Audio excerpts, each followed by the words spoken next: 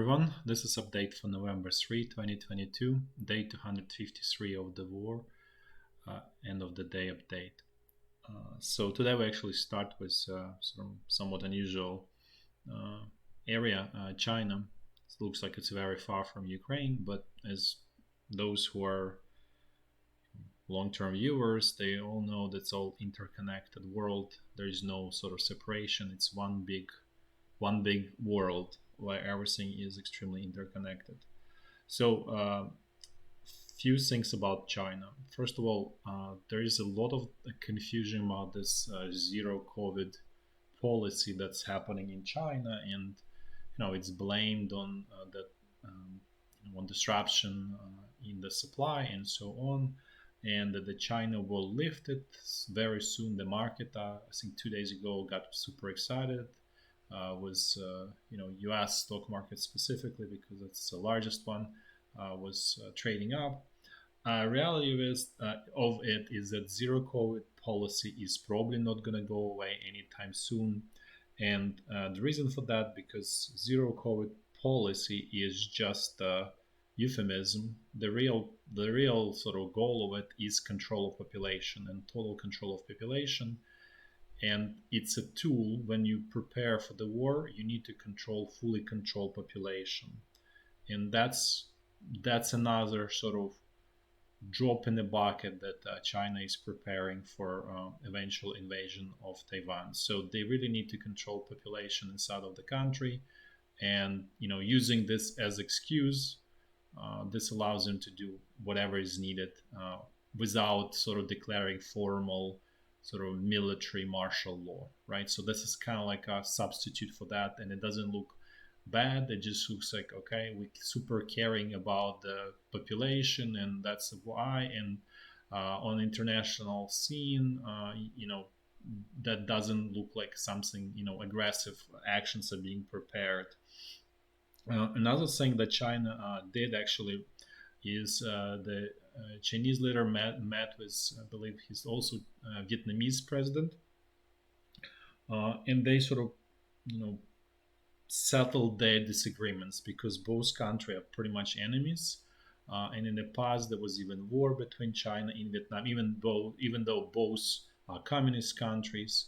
However, China was clever enough, or leadership of China, they decided to, I'd say, not to have enemy on its borders when they focused on attacking some other countries. So they want sort of peace on their flank and make sure that nothing bad happens out of that area. So the Chinese leader came there to meet with Vietnamese. They came to agreement. They had some disputes about the islands. China probably gave some concessions, and so in this way, China ensured sort of neutrality or even supportive stance from Vietnam in the potential conflict.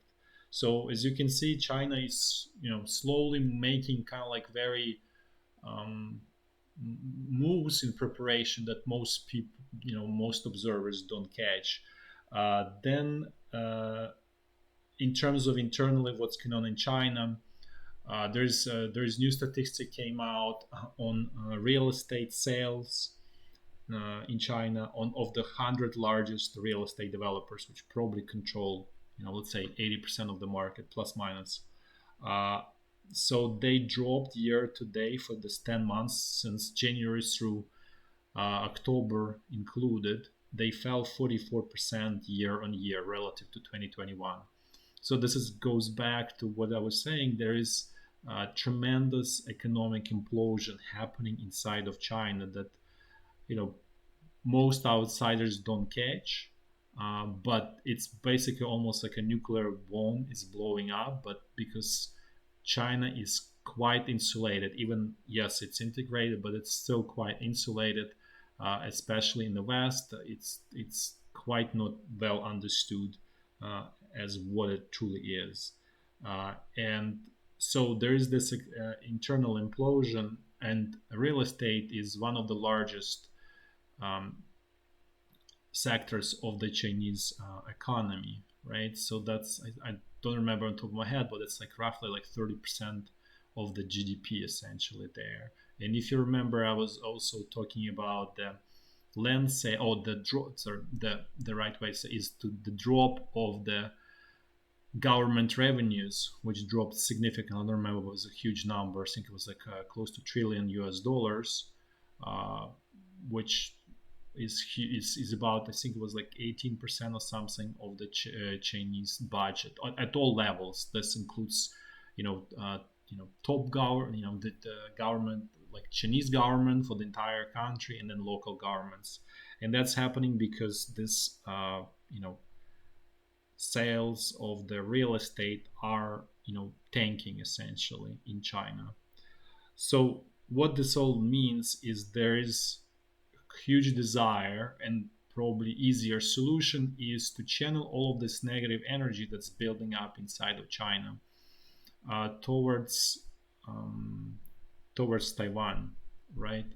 Because China has a history of, civil wars, internal conflicts that destroy the country. So the leadership there is extremely cognizant of that and extremely wary of that, like, sort of pass. So for them, it's easier to go the path of Taiwan. And some people may say, okay, China is not prepared. Yes, it is not prepared for sure. Nobody is ever 100% prepared for anything. It's more like a situation forces them to go there. Whether prepared or not, it doesn't matter. And so this is what's going on with China. And then, sort of related to China, is German Chancellor, or Prime Minister, probably the better way, Scholz, is visiting China with German business. There were rumors before the Scholz was elected that he is basically in China's pocket. And unfortunately, those rumors are basically being validated and verified recently when he pushed the sale of the terminal in Hamburg port, which is the gateway to Germany, sea gateway or ocean gateway to Germany, to Chinese shipping company called Coscom. So the pretty much entire government is opposed to it, and he's basically single-handedly pushed the deal, creating actually split within its own government. And that was the first sort of confirmation. Now there's another one that when he, despite all of the criticism inside and outside, he decided to go to China to sort of meet with Chinese president, and I don't know what he hopes to achieve, but it's really a desperation move, thinking that imploding China will provide market for German goods. And Germany does have, as you can see, this is German trade balance. And basically trade balance is your, like, you can kind of, very in a primitive way, you can say it's your personal profitability, right? So Germany was super profitable, right? And now it's almost close to, breaking it, which is close to zero, right? So basically this really means that the German economy is suffering mightily, uh, and and so he's desperate, and he goes to China thinking that he's gonna be able to save our German economy, which is obviously not gonna happen because, as I explained, Chinese business model, Chinese sort of operating model, where there are consumers who lever up and then they buy German cars, is broken, and the real estate is clear evidence of that. Unfortunately, he's so desperate, he's so pushed because he's coming there because the German automakers kind of like force him to go there. Uh, but it's not gonna solve, German's industry problem, which faces tremendous. Like, Germany as a country also has broken business model, and that needs to be refigured out. And I would say pretty much every country in this world at this point is becoming clear that the business model is broken, including US as well. It's not immune to that either. So uh, what this basically what he does, he creates tension even within European Union, because I think French president wanted to go there with him, but he basically said no. I'm just gonna go alone. So it's really there is quite a bit of sort of problems coming out of that. Not to mention, if you really look at the German trade, uh, China is actually net negative for Germany as a trade partner. Um, the largest export market, meaning like where Germany is making money, is actually U.S. for Germany. The Chinese market is actually where the Germany is, you can say, losing money, right? And in its primitive way, it's not like I'm just explaining it for people who don't have any economic background, so just very oversimplification, maybe even primitivization, but I think it helps in a simple way to understand what's happening for those who don't have the right background. So again, so he goes to the place where Germany is essentially losing money and trying to thinking that here we come there and we're gonna somehow make money there, where the while this place itself is imploding. So not very sort of wise strategy to say the least. Now let's actually discuss this grain deal, which sort of brings us news all the time. So Russia said that basically Russia returned to the existing grain deal, which I said was signed in early July for 4 months, and it's actually going to expire on the November 18. So what Russia came out and said is, okay, basically Russia is clearly indicating unblock our export of our grains and fertilizer, or we're not going to continue this deal going forward. So as that's what I've been explaining, past videos. Now it's actually Russia, directly came out and said like unblock our exports or else. So um, I don't know what to say. Is it's the chances that Russian exports are going to be unblocked are not that great. I don't know. Anything is possible. I'm not saying it's just very kind of like really toss of a coin where it's gonna fall, but there's good chance that they're not gonna get unblocked, and then Russia will finally will not renew this grain deal, which is gonna be a big blow for Ukraine. But it is what it is. Then there's another news related to Russia and UK. So basically, UK introduced crude oil price ceiling on Russian crude, and the way it's done is actually is by withdrawing, by basically threatening to withdraw marine insurance. Basically, all of these vessels, with whatever commodities they carrying, they have marine insurance, and if they don't, then they don't, they cannot really sail because nobody will, the ship owners will don't want to take a risk of losing a ship because it's a would be too big of a hole in their capital. Basically, it may bankrupt them simply. That's a point. So if you don't have insurance, you cannot, you will simply will not take risk of sailing.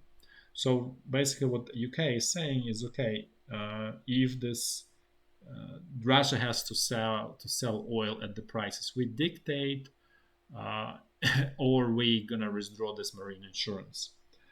And the UK is essentially center of this marine insurance, where a lot, and this whole marine insurance is kind of like a club where it's actually being done by ship owners, like all of the ship owners essentially participants in this club, and they contribute each of them whatever some amount, and it basically it's kind of like a collective scheme to protect most of the ship owners. I think they control this whole system, controls about like 90% of the vessels and shipping. So now hopefully you understand why when I probably reported like about a month ago, maybe a little bit even more, months and a half, that Russia was buying secondhand, ships on the black market. So they already knew that this is coming, and they were preparing to kind of create like a ship of, call it ghost or black market ships, where they're just gonna sail without any insurance, but they controlled by Russian government, so Russian government doesn't care. They're gonna take the risk, right? So they're gonna sail and continue selling, crude oil to India, China, whatever, whoever wants to buy it, essentially, probably Turkey as well. So this is what's happening, and let's say in terms of the damage, how much crude can be like gone from the market, or how to say banned from the market. I mentioned yesterday it's 1 million barrels per day. There are some estimates that say it could be as high as 3 million.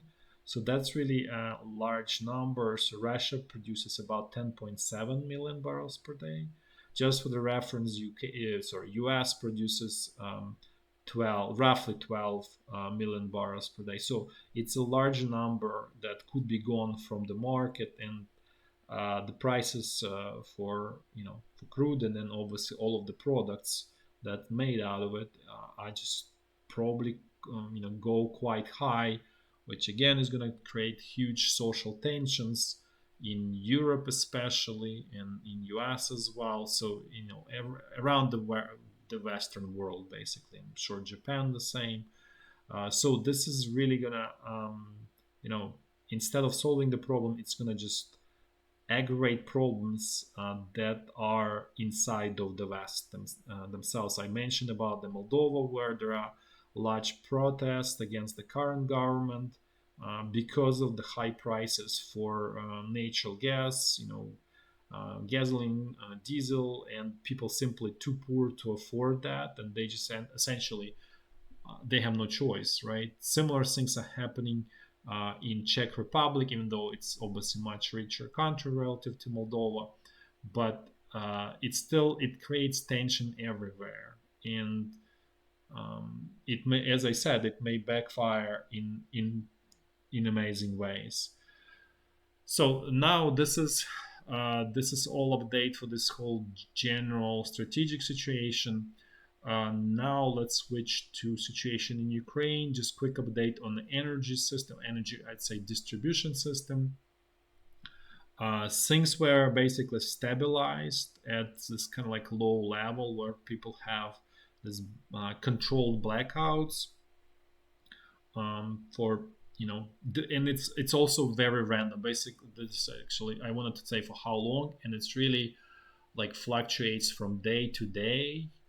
There are sort of like there were issued formal schedules, like for how long, from what time to time, from which time to which you're not going to have electricity, and but those schedules totally don't work. It's chaotic, really random. There is no sort of good sort of predictable pattern or anything, so it's just extremely difficult to handle, and it could be like from 5-6 hours to 8 hours per day. So things and this is for obviously for the consumers, right, ordinary citizens.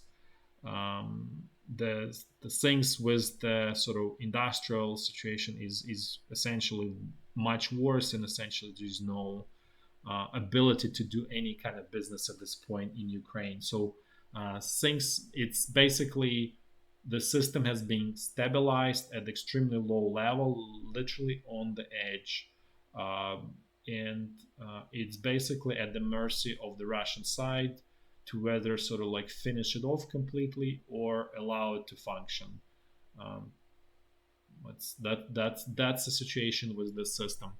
Now let's actually walk through the front line. We're gonna do it in a clockwise fashion, starting from the very north.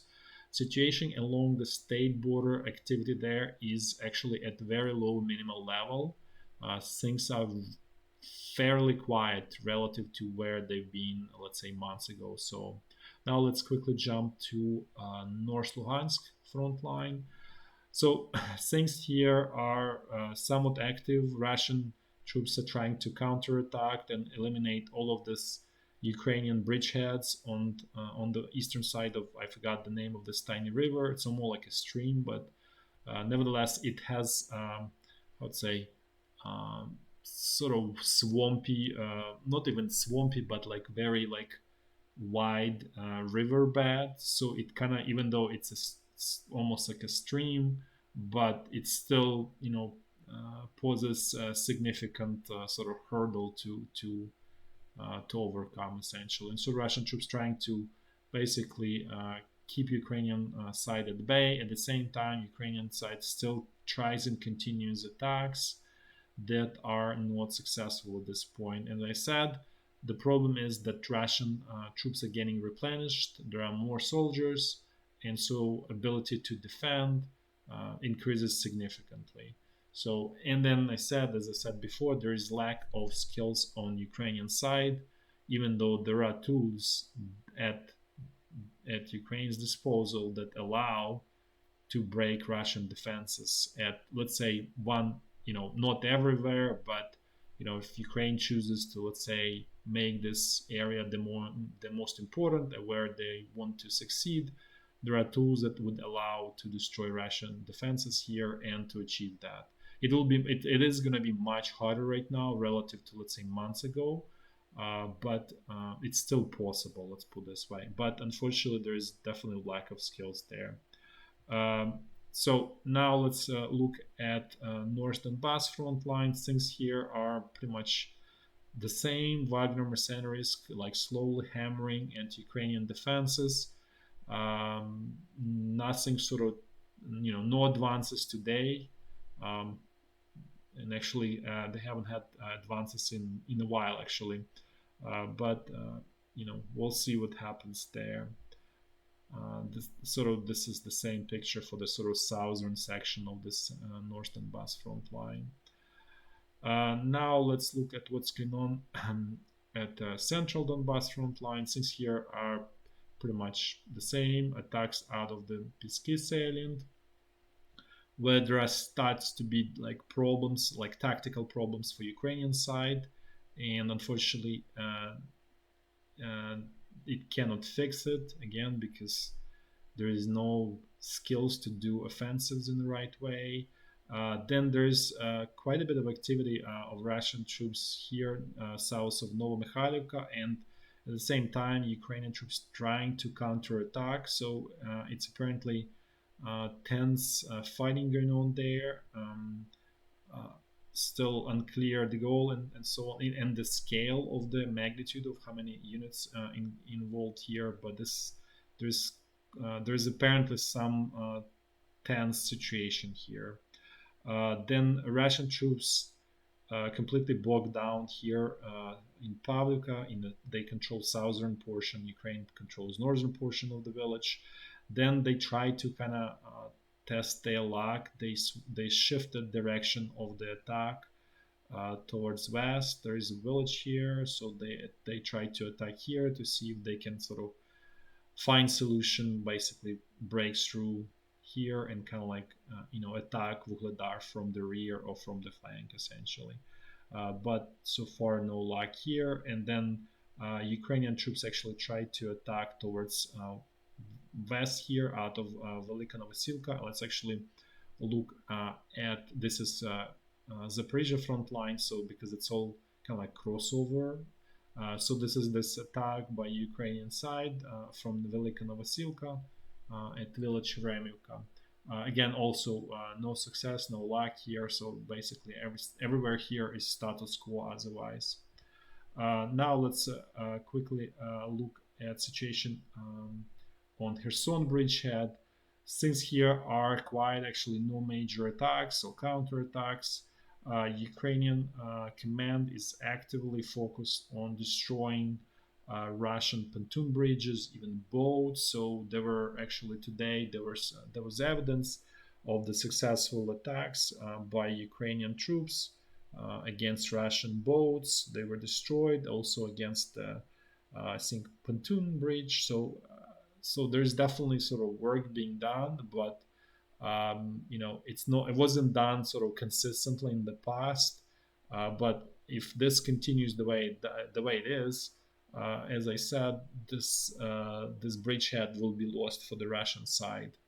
That's it for today. Thanks for watching, and until tomorrow, bye bye.